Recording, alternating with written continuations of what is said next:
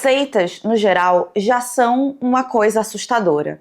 Mas você imagina só uma seita onde não só eles carregam todas as coisas das outras seitas, de controle, muitas vezes abuso dos seus integrantes, mas uma seita onde o líder dela também acredita que ele, por algum motivo, pode fazer cirurgia nas pessoas, sem nunca ter feito nenhum treinamento médico. Essa é a seita do Ant Hill Kids. Olá, eu sou a Gabi Fadel e bem-vindos a mais um Surto Coletivo, aquele vídeo onde eu deixo vocês surtados junto comigo. Antes de começar o vídeo, você já sabe, não se esquece de curtir aqui o Surto Coletivo no canal, porque me ajuda muito, e se inscreve no canal se você não for inscrito ainda. E hoje eu vou contar pra vocês a história da seita Ant Hill Kids, uma seita que aconteceu no Canadá ali por volta dos anos 70 e 80.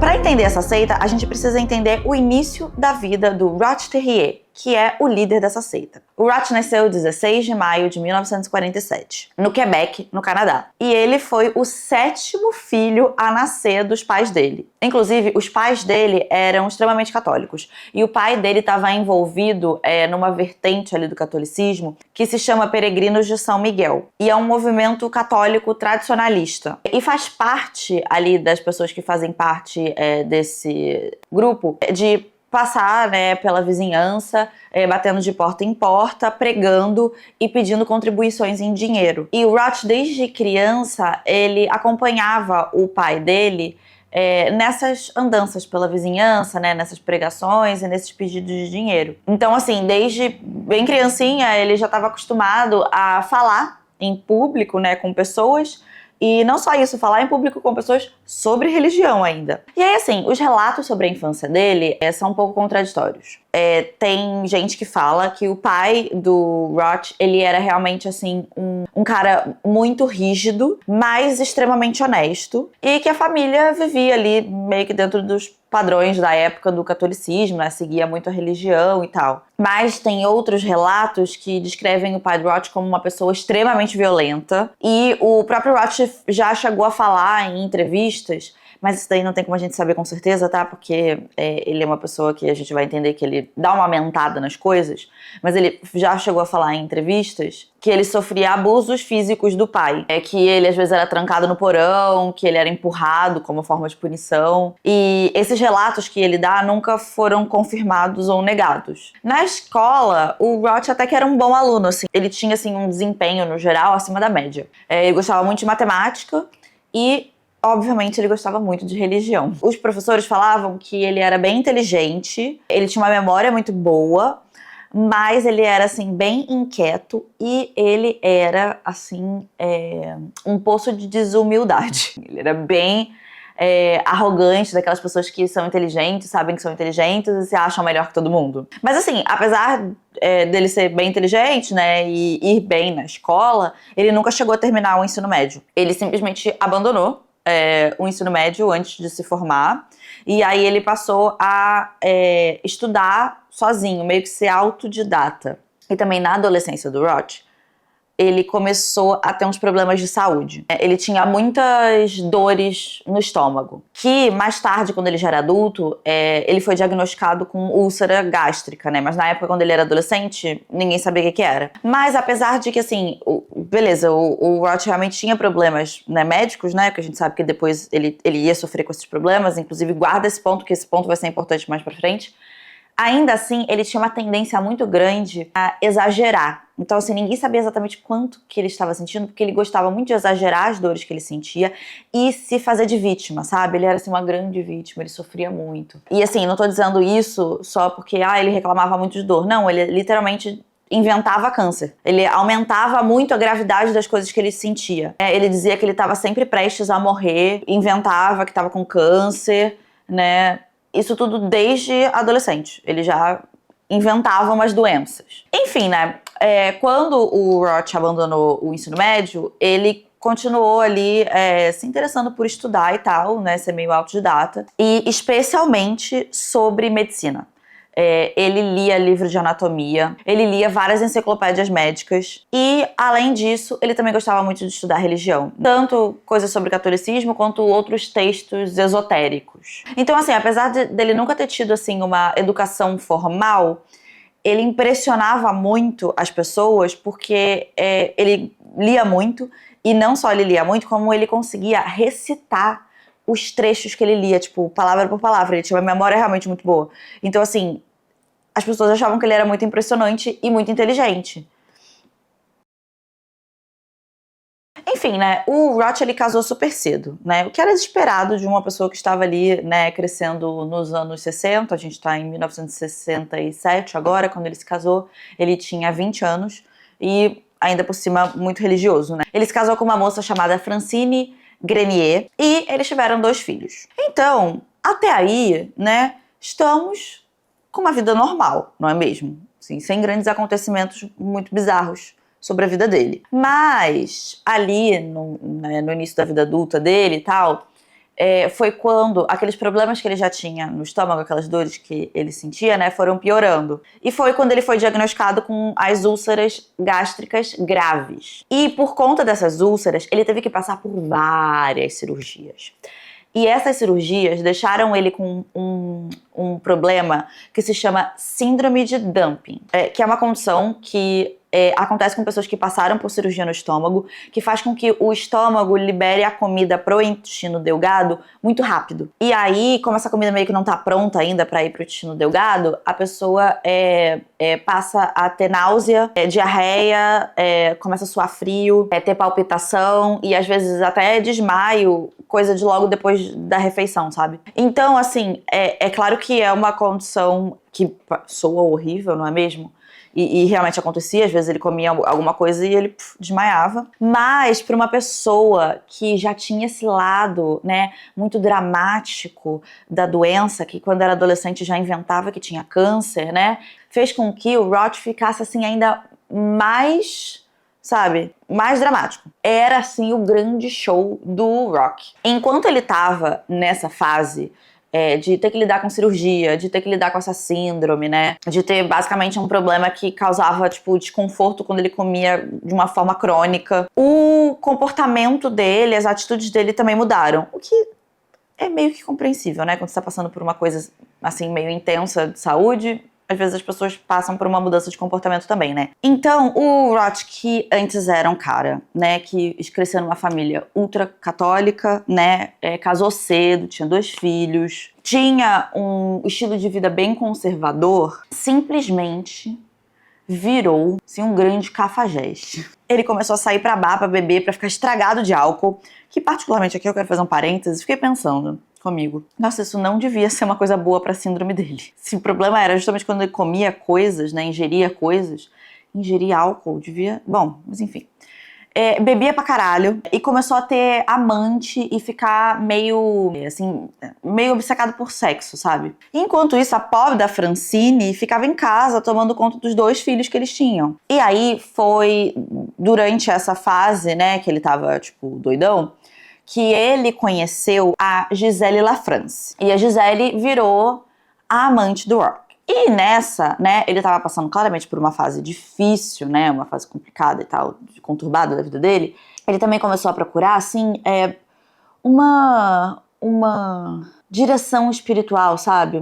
Uma coisa, assim, um caminho espiritual. E nessa de, né, se interessar por religiões, procurar alguma coisa, né, ele entrou para a Igreja Adventista do Sétimo Dia. E aí, enquanto ele estava na Igreja Adventista, ele tomou muito gosto por fazer discursos apocalípticos e discutir, né, pregar sobre a Bíblia. Talvez você ache que o Roth, ele tivesse largado, né, o álcool e as mulheres, porque ele estava na Igreja Adventista, né? Que é uma igreja conhecida por não deixar as pessoas beberem e ter uma coisa moral, assim, né? De não traição e de não ser uma pessoa promíscua, né?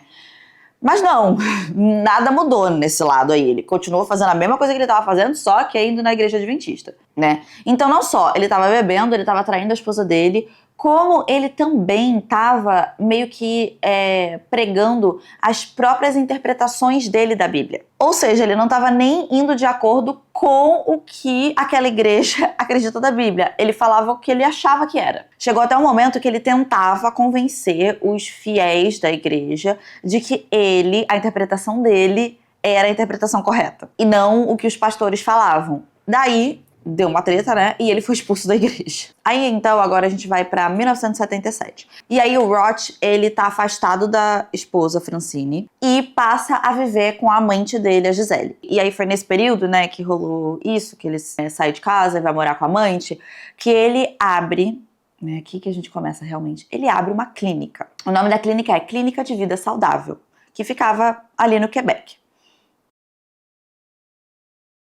E aí, essa clínica, ela oferecia consultas de nutrição, aconselhamento espiritual e tratamentos naturais que eram com base em dieta, sucos naturais, ervas, umas coisas assim, né, bem tilelê. E aqui você pode estar achando um pouco estranho, talvez, né, tá misturando essa coisa de vida saudável com coisa religiosa, mas é que nos anos 70 tava rolando essa moda ali do New Age, de ser uma coisa mais alternativa, né, da galera ser mais natural, era todo mundo meio hippie, e aí as pessoas queriam ser menos dependentes da medicina tradicional e começaram a se voltar, né, para uma coisa mais alternativa mesmo. Então ele entrou nessa onda. Então, assim, ele se vendia como um especialista em anatomia, medicina e espiritualidade, mesmo que ele nunca tivesse realmente, de fato, estudado nenhuma dessas coisas. E você ia lá e ele te falava coisas tipo assim: os médicos, eles só servem para servir o sistema. A verdadeira cura está na natureza e em Deus. E nisso, ele ia recrutando ali algumas pessoas, né,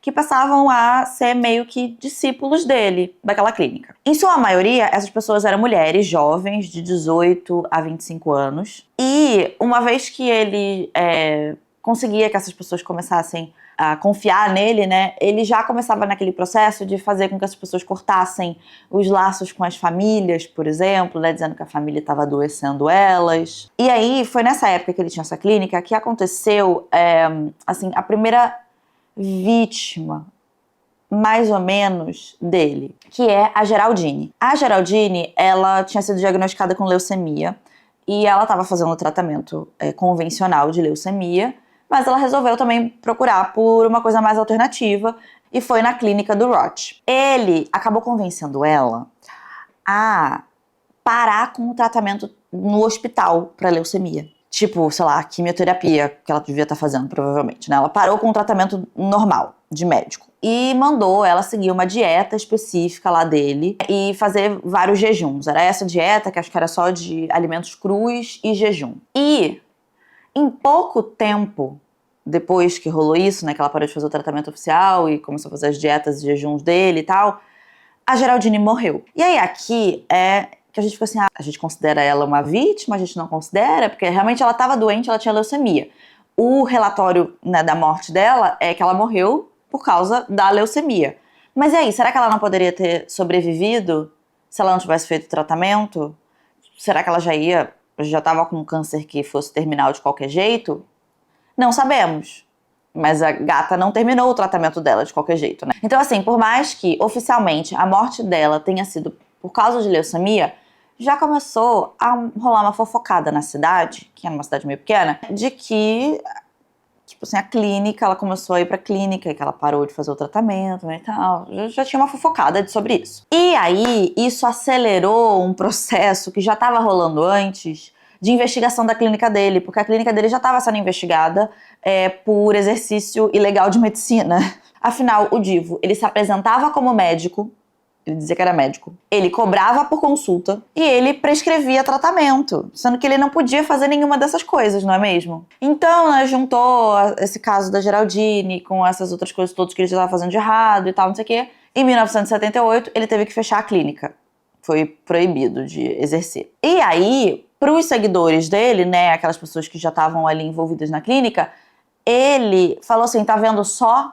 Estão perseguindo a gente. Eles querem nos destruir porque nós encontramos o caminho divino. E aí ele começou a dizer que então a sociedade estava corrompida e que essa sociedade corrompida, ela ia ser destruída pela fúria de Deus. E aí ele começou a dizer que o mundo ia acabar em fevereiro de 1979 para aqueles seguidores dele. E que só o grupo dele, que era ele e mais ou menos ali umas 12 pessoas, iria sobreviver se eles seguissem tudo que ele falasse. E para isso, para eles sobreviverem, eles iam ter que se afastar dessa sociedade corrompida e viver isolados, né, em uma grande comunhão com Deus.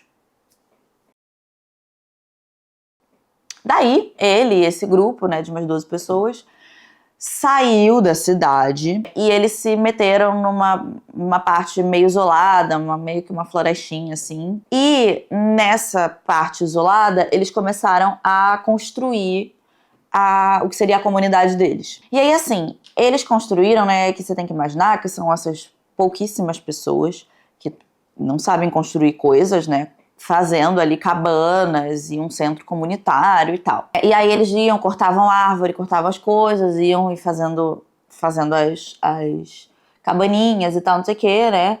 E o nosso queridíssimo Roth, ele apenas observava, né? Você acha que ele ia se meter a fazer coisa? Por favor, né? E ele ficava falando pro pessoal, né, que o trabalho que eles estavam fazendo, esse trabalho de construir coisa, de lá, derrubar árvore, construir, usar madeira, blá, blá, blá, era um trabalho que era muito difícil, eles demoraram pra fazer um negócio, né, pra caramba, e que era um trabalho de formiguinha.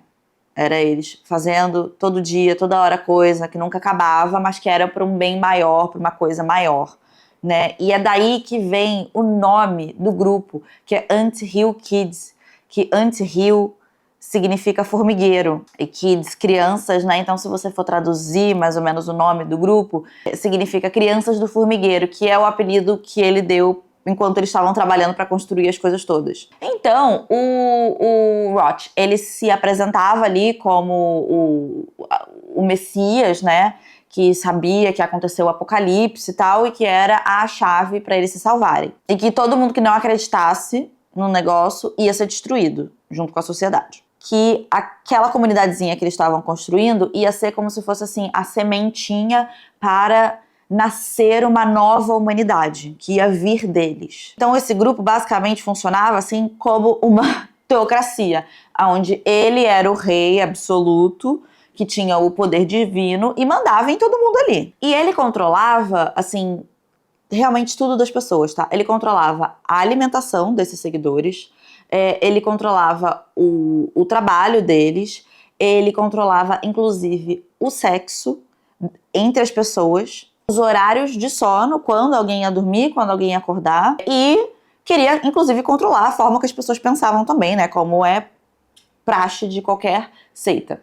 Aí ele dizia que as pessoas tinham que obedecer eles, porque se não obedecessem ele, eles iam ser condenados como todo o resto do mundo. E aí, enquanto eles estavam vivendo nessa comunidade, né, eles tinham uma rotina de trabalho bem rígida. Eles tinham sempre que, né, por exemplo, acordar cedo, cortar madeira, construir os chalés ou consertar os chalés. Eles que tinham que cozinhar tudo, tinham que limpar toda a comunidade. A comida que eles tinham ali era super escassa, porque você lembra, eles estão numa parte isolada. Eles meio que faziam uns pães assim, que era um negócio bem mal feito. Comiam fruta que eles colhiam e outros vegetais crus. E outros alimentos, tipo, não podia comer carne, não podia comer peixe, não podia comer laticínio. Tinha várias coisas que eles não podiam comer porque eram alimentos considerados impuros, que acabavam enfraquecendo o espírito das pessoas. Então, basicamente, estava todo mundo numa dieta assim, meio vegana, mas ainda com mais restrições do que uma dieta vegana e sem acesso a substituições de proteicas que veganos têm. Então já dá pra imaginar que a galera não estava muito bem nutrida, não é mesmo? E o Roth, ele falava que através do trabalho, eles purificavam a alma deles. Então que eles tinham que se esforçar muito nesse trabalho para poder estarem preparados para o fim do mundo. E é claro, né, o Divo não fazia nada, não trabalhava nada. Ele passava o dia fazendo pregações, bebendo muito vinho. Eu não sei de onde tirava esse vinho, mas bebia muito vinho. E sendo o curandeiro também do grupo. Ele fazia também com as pessoas uma coisa que ele chamava de rituais de confissão. As pessoas tinham que se confessar dos seus pecados na frente de todo mundo, revelar qualquer segredo que eles tivessem. E muitas vezes ele usava depois essas informações, né, que ele tinha para humilhar as pessoas, né? ou para manipular. E qualquer desobediência, ou se alguém assim, não fazia as coisas do jeito que ele queria, né, ou no nível que ele considerava bom, essas pessoas eram punidas com jejum, trabalho extra ou humilhações físicas. Enfim, né, chegou uma hora, em pouco tempo, na verdade, né, porque ele teve que fechar a clínica em 78, e ele disse que era fevereiro de 79 que ia chegar o apocalipse, né, que o apocalipse não chegou. E aí é aquilo que entra, né, em vários cultos. Você pensa, talvez isso abale a fé das pessoas. Mas não. Simplesmente ele disse que Deus tinha mudado de ideia por causa da fé deles, né, e Deus tinha adiado a destruição porque eles tinham feito um trabalho muito bom. Então, assim, ao invés das pessoas perderem a fé, as pessoas começaram a achar que eles tinham o poder de controlar o destino da humanidade. E foi aí que esse isolamento que eles estavam vivendo, né, deixou de ser uma coisa temporária e passou a ser uma coisa fixa. Eles iam morar ali para sempre. Começaram a acreditar que só ali eles iam estar seguros, de fato, da corrupção do mundo e, né, do tal do apocalipse que uma hora ou outra ia chegar. E aí o Roth, ele começou a ser visto, assim, não só como um profeta, mas como, assim, um messias. Eles chamavam, inclusive, ele de rei. O grupo acreditava cegamente que ele era a única chave para a salvação deles. E assim, ninguém ali decidia nada sem que passasse por ele. E aí, com esse controle todo que ele tinha no grupo, né, ele, obviamente, instituiu o quê? Uma poligamia. Ninguém mais ali poderia ter um relacionamento monogâmico, porque ele, o rei, deveria ter acesso a todas as mulheres da comunidade. O que não significa que é todo mundo com todo mundo. Ele controlava os casais. E, inclusive, ele, assim, como forma de humilhação, ele podia muitas vezes ordenar que os casais trocar uma pessoa pela outra. Mas ele podia pegar qualquer uma ali. E ele dizia, inclusive, que essa coisa de que ele podia pegar todo mundo ali era porque eles precisavam gerar crianças, filhos santos. Porque esses filhos santos seriam, né, as pessoas que iriam repovoar a humanidade depois do apocalipse. E aí, essas mulheres dessa comunidade passaram a engravidar uma atrás da outra. Ao longo do tempo, né, até o culto ser descoberto mais tarde, foram pelo menos 26 crianças que nasceram lá, né? E ele dizia que essas eram as crianças puras. E aqui, um parêntese, né? Que você deve se lembrar que ele tinha uma namorada, aspas, né? Que era amante dele, mas enfim, que era a Gisele, que inclusive estava na comunidade, né? A Gisele teve que simplesmente aceitar que o marido dela agora... Marido não, sei lá o que ele era dela, mas enfim...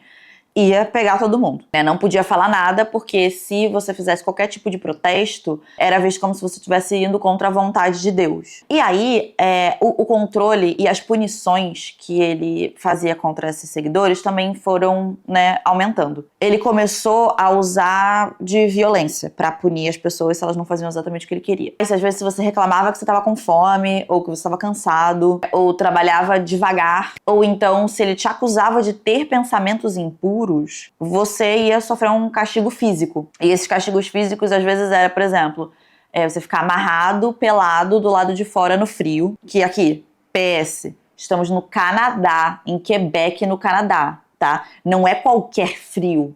É assim...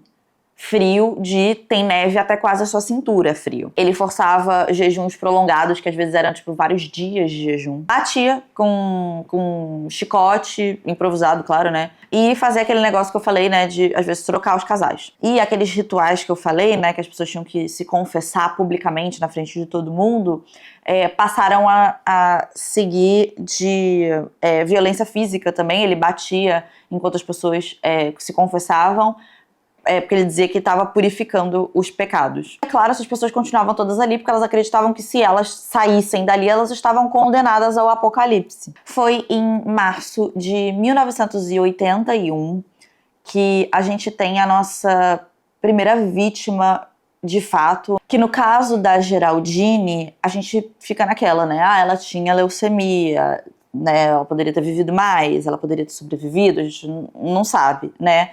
Mas a gente tem, em 1981, a primeira vítima, de fato, do culto por causa da violência do Roth. Um dos casais, que era o Jack e a Marise, que moravam ali na seita, né, eles tinham um filho, o Samuel. O Samuel tinha só 3 meses, tinha, né, nascido já ali naquele contexto. E se você, na sua vida, já conheceu uma criança, um bebê de 3 meses, você sabe que eles choram bastante. Eles choram por todas as coisas, porque é a única forma que eles têm de se comunicar, né?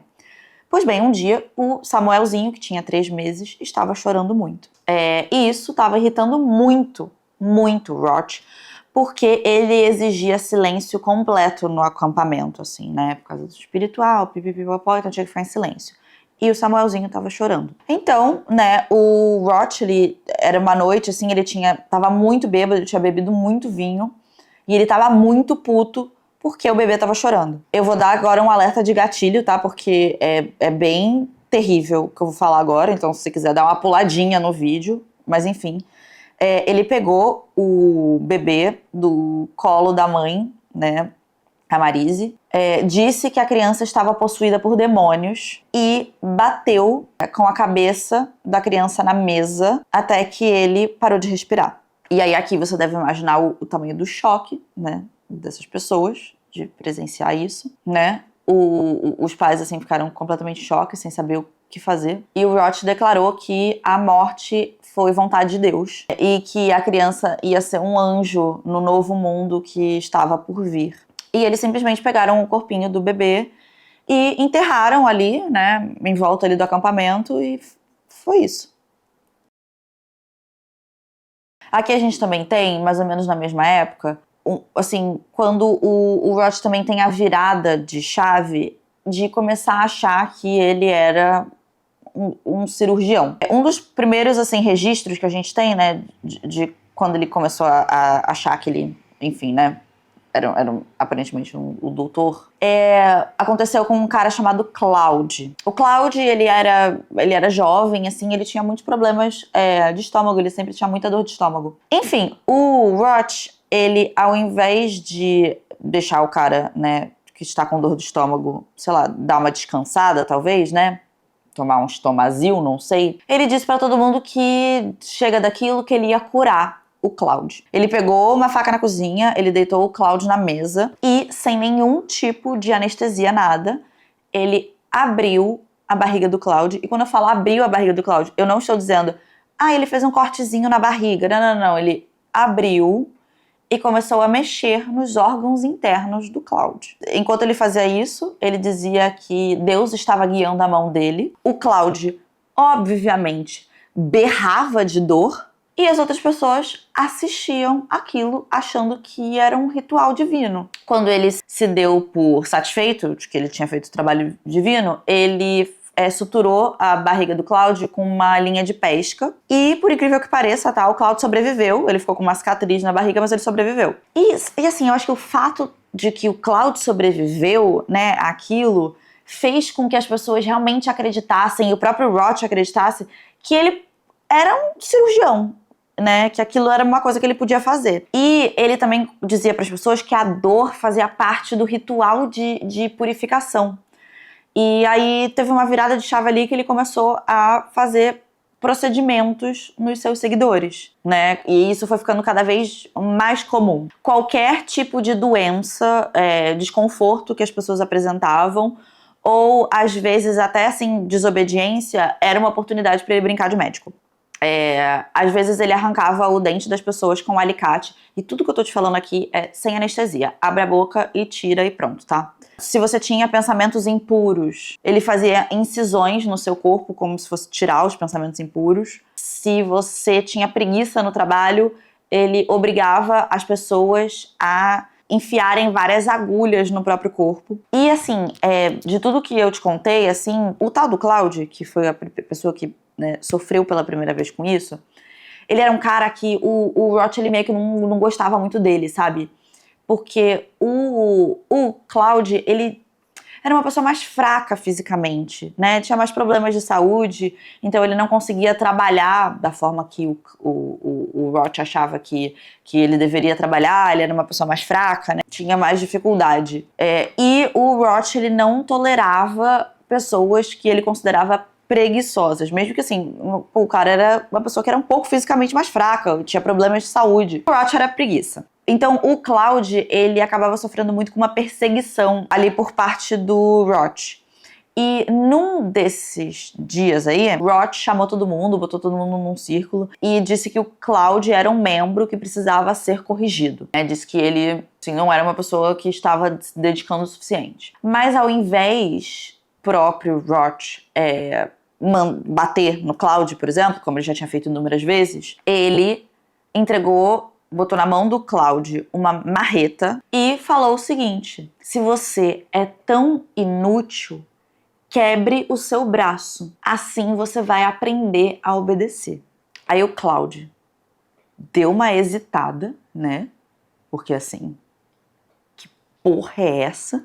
Mas ele estava assim, no meio de um círculo, todo mundo estava olhando pra ele. Só que ele estava no meio de um círculo com todo mundo da comunidade em volta olhando pra ele, enquanto o Rot gritava e dizia, tipo, ameaçava, assim, que se ele não fizesse o que ele estava mandando, que ia ser pior ainda, que era melhor ele obedecer. E daí, o Cloud fez o que foi mandado dele fazer. Ele pegou a marreta e começou a bater essa marreta no próprio braço até quebrar os ossos. E aí, quando ele caiu no chão, né, assim, gritando de dor, o Rot falou assim: então é isso, você tá purificado. Inclusive, depois disso, o Cloud nunca se recuperou totalmente do ferimento do braço dele, né, claro, não tinha ninguém ali pra depois consertar, né, pra fazer um curativo direito, pra imobilizar, né, de forma correta. E aí aquilo acabou ficando assim como um exemplo pro resto das pessoas do que vai acontecer se você não fizer exatamente o que o Rot quiser que você faça. E ele sempre justificava essas coisas assim, que ele fazia dessas coisas, muitas aspas, médicas, era de uma forma meio religiosa também. Ele dizia assim: se eu corto vocês é porque o mal está dentro. Se eu faço você sangrar é porque só desse jeito a sua alma vai ficar limpa.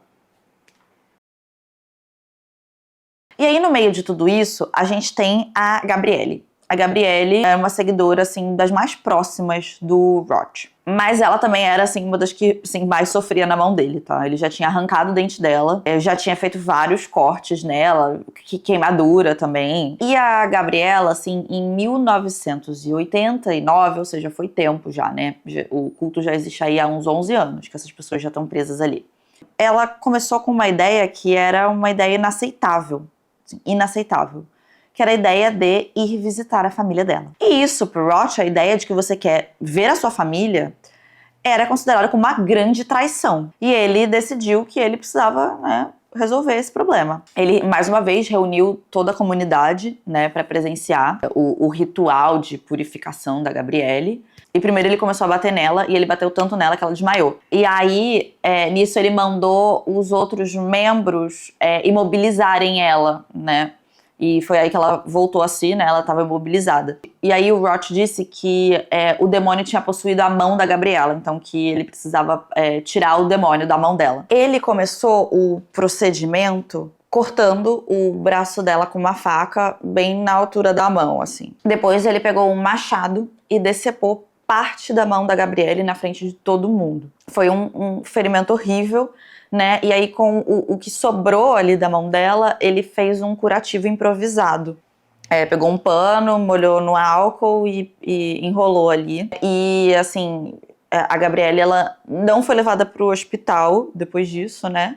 Porque o Rot, ele não permitia que as pessoas tivessem contatos com médicos de verdade. Pouco tempo depois disso que aconteceu com a Gabrielle, a gente teve a nossa segunda vítima fatal, que é a Solange. Era uma seguidora muito fiel do Rot, assim, ela realmente acreditava muito que ele era o salvador, sabe? E aí ela tinha começado a sofrer muito com umas dores de estômago. E aí o Rot, claro, né, como assim, médico divino guiado por Deus, ele resolveu tratar a Solange. Ele mandou a Solange deitar nua numa mesa e começou a cirurgia espiritual. Ele abriu a barriga dela com uma faca e fez muito parecido com o que ele fez com o Cloud, né? Colocou a mão ali dentro dos órgãos e começou a mexer ali, dizendo que estava tirando mal. Ele fechou a ferida, né, da mesma forma que ele já tinha feito outras vezes, né, com a linha de pesca, e ele ordenou que os outros membros defecassem na Solange, em cima dela, como forma de cura. Solange morreu agonizando poucas horas depois disso. E logo de início, assim, o Roach não deixou que as pessoas enterrassem o corpo da Solange. Ele deixou o corpo ali próximo dele, enrolado num pano, dizendo que ele estava tentando ressuscitar ela. E aí ele ficava ordenando que as pessoas rezassem e ficassem encostando no corpo, né, assim, como parte do ritual. Demorou dias até que ele permitisse que a Solange fosse enterrada. E aí aqui eu quero fazer um parênteses de casos que a gente não tem exatamente um registro, exatamente, a gente não sabe exatamente como foi. A gente sabe por causa de relatos que foram dados mais tarde, né, principalmente depois no julgamento. É dito que pelo menos outras 4 crianças morreram durante esses anos da seita. A gente só sabe realmente o nome e a data do Samuel. Os outros 4 a gente não sabe exatamente quem são, nem quando aconteceu. Um dos bebês, o Roach condenou porque ele disse que o bebê não era puro o suficiente. E aí ele mandou deixar a criança do lado de fora no frio até que a criança morresse de hipotermia. A Solange também, antes de morrer, né, teria tido um bebê. E esse bebê acabou morrendo por negligência, porque o Roach não permitia o atendimento médico, né? E aí dizia que se a criança estava fraca era um sinal que Deus não queria a criança. E aí a criança acabou morrendo por causa disso, e isso foi tratado no culto como, assim, um ato de fé. Bom, depois que a Solange faleceu, a Gabrielle, que a gente já falou dela, né, que teve a mão decepada, ela diz que ela percebeu, assim, quando a Solange morreu, aquilo foi o wake-up call dela. A gata não teve o chamado quando o cara decepou a mão dela. Assim, não foi nesse momento, foi quando a Solange morreu que ela percebeu que se o cara quisesse matar eles, ele podia. E que era isso, ninguém ia fazer nada. Então, quando ela percebeu isso, né, ela falou, tem que fazer alguma coisa sobre isso. E um dia à noite, quando todo mundo tava dormindo, ela planejou a fuga dela do acampamento. Ela saiu andando sozinha.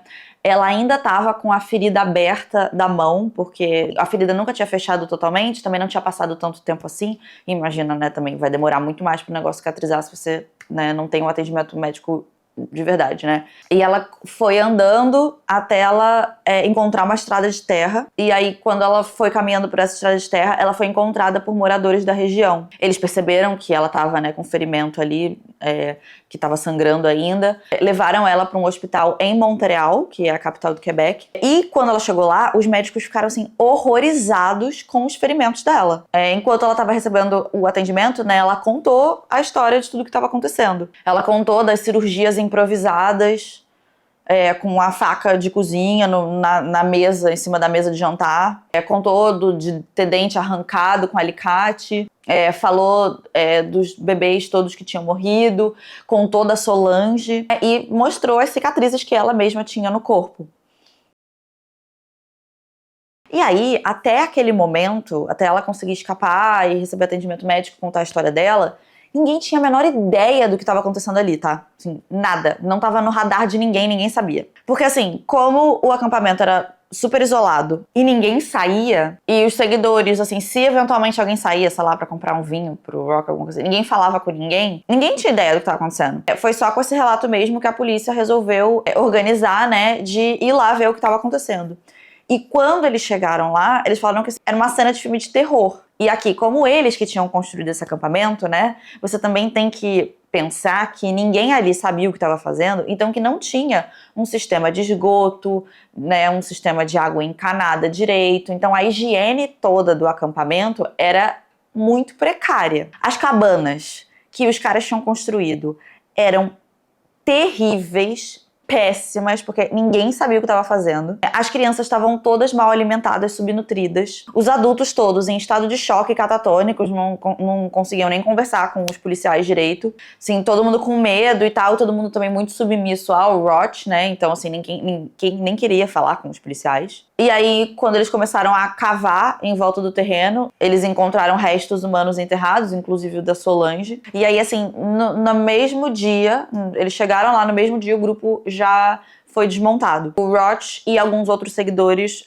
saíram presos já do acampamento. E aí o processo judicial, assim, né, foi assim, um grande circo para a mídia. Toda a mídia canadense falava sobre isso. O Roth foi acusado de assassinato em segundo grau, pela morte da Solange e agressão gravíssima pela mutilação da Gabrielle. No tribunal, a Gabrielle foi uma das testemunhas-chave, né, que depois mostrou como tinha ficado a mão dela, né? Vários outros sobreviventes também depuseram e contaram sobre as cirurgias improvisadas, sobre o bebê Samuel e sobre todos os outros abusos que eles viveram naqueles anos. E o Roth, até o fim, declarou, sim, pro juiz, dizendo: eu sou o escolhido de Deus. Não matei ninguém, eu só curei. Ele foi até o fim nessa. Em 1993, ele foi condenado à prisão perpétua sem possibilidade de condicional. E aí aqui, mesmo quando o Roth estava preso, tá? Ele ainda assim recebia cartas de admiradoras, porque tem uma galera que tem essa grande brisa, né? Tinha uma galera que mandava carta pra ele dizendo ver nele, assim, um grande líder espiritual incompreendido. Ele chegou até a receber visita de alguma dessas pessoas. E ele também chegou a tentar escrever as memórias dele, se colocando como um mártir, né?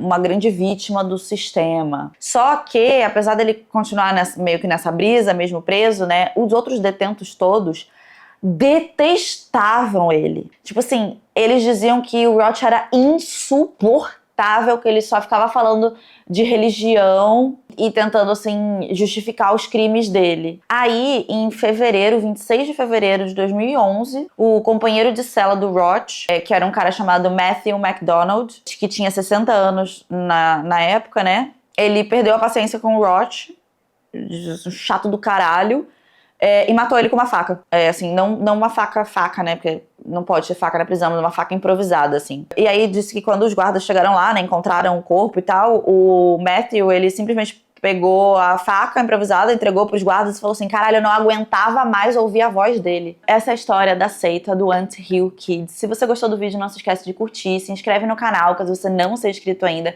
e vire um lindo unicórnio muito surtadinho. E eu vejo vocês no próximo vídeo. Tchau!